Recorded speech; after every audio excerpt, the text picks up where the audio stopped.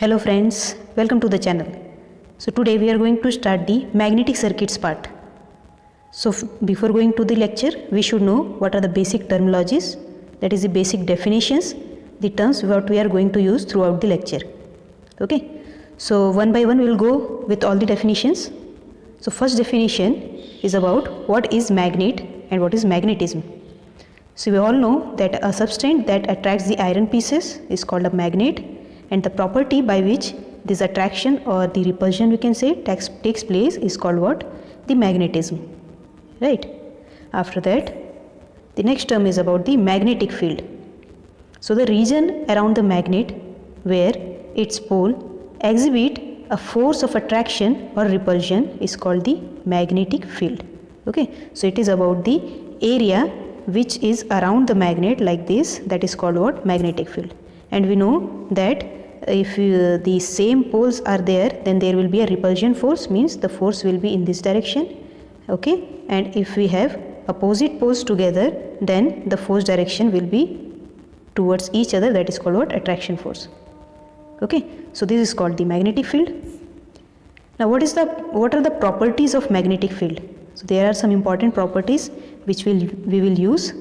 What is that? The direction of magnetic lines of force is from north to south pole outside the magnet.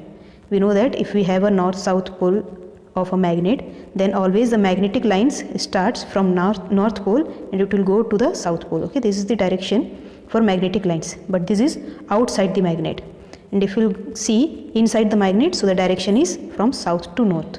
So this is the complete path for a magnetic line. It is going like this, okay, from north to south in outfield, and inside the magnet it is from south to north.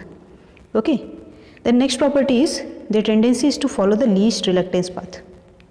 Okay, the magnetic lines always follow the least reluctance path. Least reluctance means where it will get the least resistance to flow, that path it will choose. Okay, then the next is they never intersect each other. These magnetic lines are always parallel to each other, they never intersect, and they remain unaffected by non-magnetic materials. Okay, if you keep any other non-magnetic materials nearby it, then it will be unaffected. So this is the properties. Now what is magnetic induction? So magnetic induction is the phenomena by which a soft iron piece is magnetized when placed in the magnetic field without touching the bar magnet. Okay, suppose as it is shown in the figure. Okay, this is the magnet, right, and these are the magnetic field. Okay, so if we place a iron bar here, right, so we know that the magnetic lines has the property that it will follow the least reluctance path, right, but air obviously will provide the high reluctance than the iron bar. So most of the magnetic lines will try to go through this iron bar. Okay, so the path will be like this because iron bar has the least reluctance path.